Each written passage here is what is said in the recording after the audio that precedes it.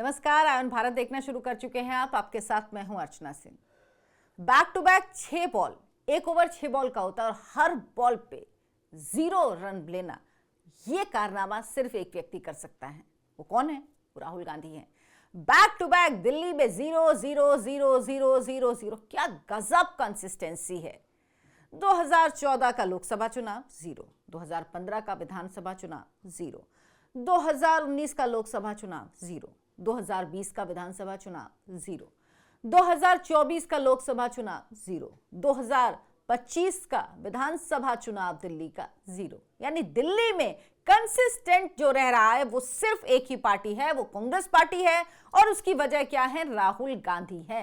लेकिन ऐसा नहीं कि राहुल गांधी सिर्फ दिल्ली में ही ये कीर्तिमान स्थापित कर रहे हैं, बल्कि 2024 लोकसभा चुनाव के बाद अभी तक 5 राज्यों में चुनाव हुए हैं और राहुल गांधी का जो स्ट्राइक रेट है वो सिर्फ और सिर्फ 23% है। 23% क्या होता है पता है ना आपको? पासिंग मार्क्स भी 33% होता है। 23% में रेड मार्क करके फेल लिख दिया जाता है। तो राहुल गांधी का रिजल्ट यही है, फेल, FAIL।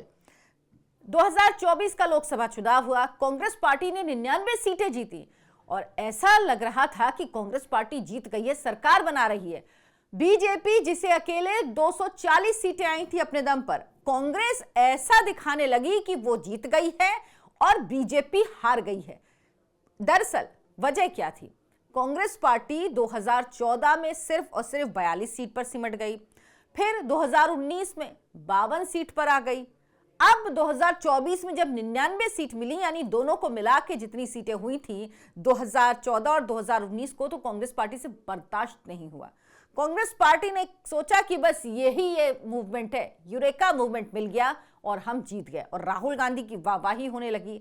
जबकि ये जो जीत थी ये एक झूठे नैरेटिव की जीत थी, जिसमें लोग आ गए और बीजेपी उसका काट समय पे कम से कम नहीं कर पाई।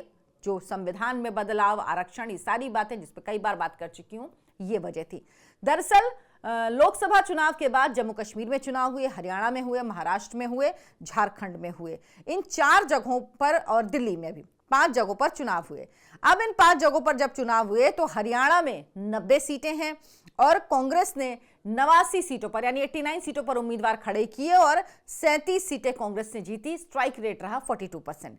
जम्मू कश्मीर में 95 सीटें उमर अब्दुल्ला की नेशनल कॉन्फ्रेंस के साथ मिलकर चुनाव लड़ा राहुल गांधी ने और 38 सीटों पर और सिर्फ 6 सीटें जीत पाई।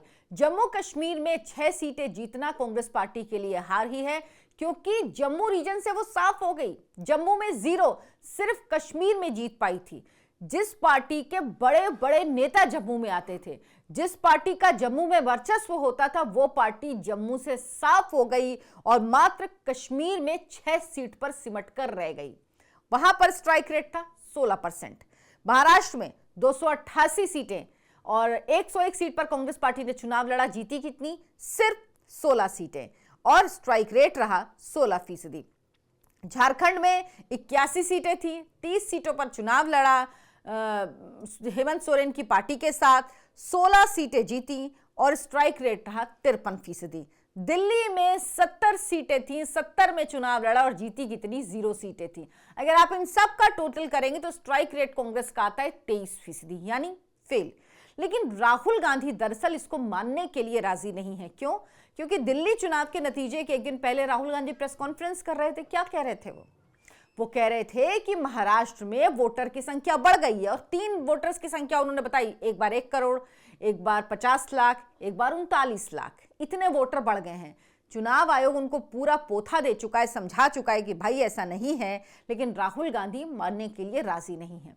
दरअसल क्यों हार रही है कांग्रेस पार्टी और 240 सीटें लोकसभा में आने के बाद भी इतनी तेज, इतना फॉर्म में क्यों नजर आ रही बीजेपी, जिसे कांग्रेस पार्टी ने मान लिया था कि अब तो बस बीजेपी खत्म हो गई है?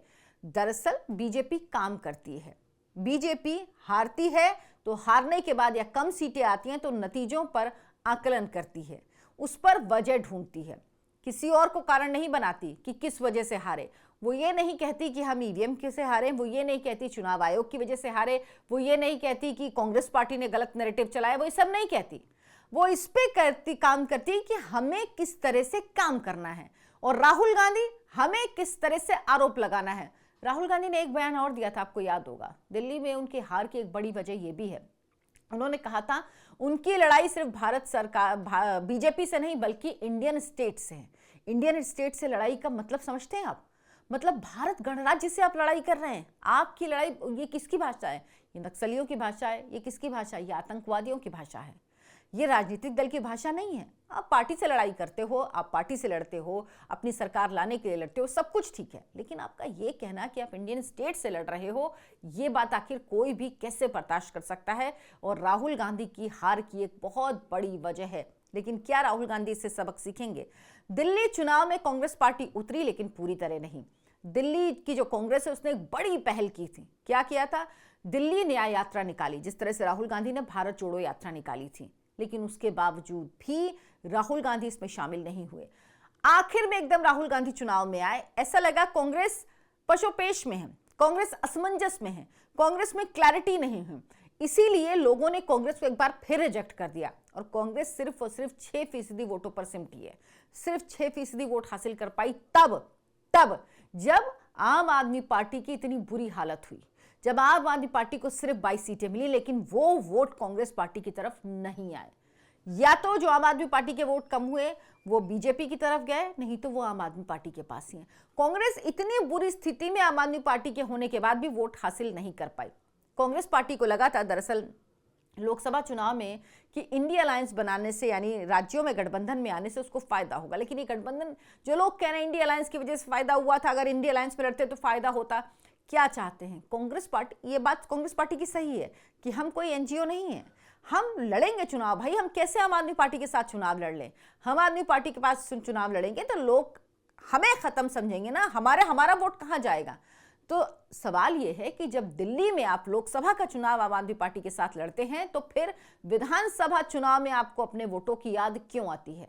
लोकसभा चुनाव में आपका वोट परसेंटेज सेकंड नंबर पे था, आपका वोट परसेंट अच्छा था, लेकिन आप आम आदमी पार्टी के साथ चले गए क्योंकि उस समय अरविंद केजरीवाल को आपकी जरूरत थी। तो कांग्रेस अपने हिसाब से रणनीति तय नहीं करती है, कांग्रेस इस हिसाब से रणनीति तय करती है कि बीजेपी को कैसे हरा सकते हैं। एक जो बॉटम लाइन है वो ये है कि कांग्रेस पार्टी, राहुल गांधी चुनाव लड़ते हैं बीजेपी को हराने के लिए, जबकि उनका टारगेट क्या होना था? उनका टारगेट होना चाहिए था कि वो चुनाव लड़ेंगे कांग्रेस पार्टी को जिताने के लिए। अगर कांग्रेस जीतेगी तो उसका बाय प्रोडक्ट है कि दूसरी पार्टी, सामने वाली पार्टी जो बीजेपी ही है इस वक्त, वो हारेगी। लेकिन राहुल गांधी की समझ में ये बात नहीं आती और वो इसीलिए जो लड़ाई लड़ते हैं वो नेगेटिव पॉलिटिक्स। और ये जो दिल्ली का चुनाव है, ये एक बात समझ लीजिए, नेगेटिव पॉलिटिक्स का अंत है। जनता नेगेटिव पॉलिटिक्स, जनता अहंकार की पॉलिटिक्स, जनता झूठ की politics, Janata hit and run की पॉलिटिक्स पसंद नहीं करती है। 99 सीट आने के बाद राहुल गांधी को लगा, कांग्रेस पार्टी को लगा कि अब तो हमें कोई काम करने की जरूरत नहीं है, और जनता ने आईना दिखा दिया। एक चुनाव भी कांग्रेस पार्टी नहीं जीत पाई। ये लोग जम्मू कश्मीर को देते हैं, लेकिन जम्मू कश्मीर में उमर अब्दुल्ला की जीत थी। कांग्रेस पार्टी की हार है जम्मू में 0 सीट, जम्मू से साफ हो गई, पार्टी हार ही है। झारखंड में जो भी मिला वो सिर्फ किस वजह से मिला? झारखंड में सिर्फ और सिर्फ हेमंत सोरेन की वजह से मिला। हेमंत सोरेन की पार्टी अच्छा कर रही थी और उस वजह से, क्योंकि राहुल गांधी वहां पे उस तरह से प्रचार के लिए भी नहीं गए, कांग्रेस पार्टी ने उस तरह से प्रचार भी नहीं करा, फिर भी सीटें हासिल कर ली। 30 सीट लड़ने को मिली थी, 16 सीट हासिल कर ली। उसकी वजह सिर्फ और सिर्फ ये थे कि झारखंड में वो हेमंत सोरेन के साथ चुनाव लड़ रहे थे। राहुल गांधी ने दिल्ली में अकेले चुनाव लड़ा, स्थिति देखिए। महाराष्ट्र में तो गठबंधन में थे, स्थिति देखिए। जम्मू कश्मीर में गठबंधन में थे, स्थिति देखिए। हरियाणा में भी अकेले चुनाव लड़ा था, स्थिति देखिए क्या हो गई।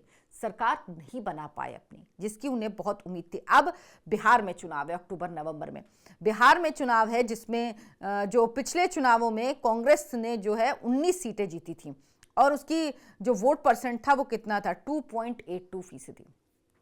सोचिए, 19 सीटें जीती, वोट शेयर 2.82, केवल 3% वोट है बिहार में कांग्रेस पार्टी के पास।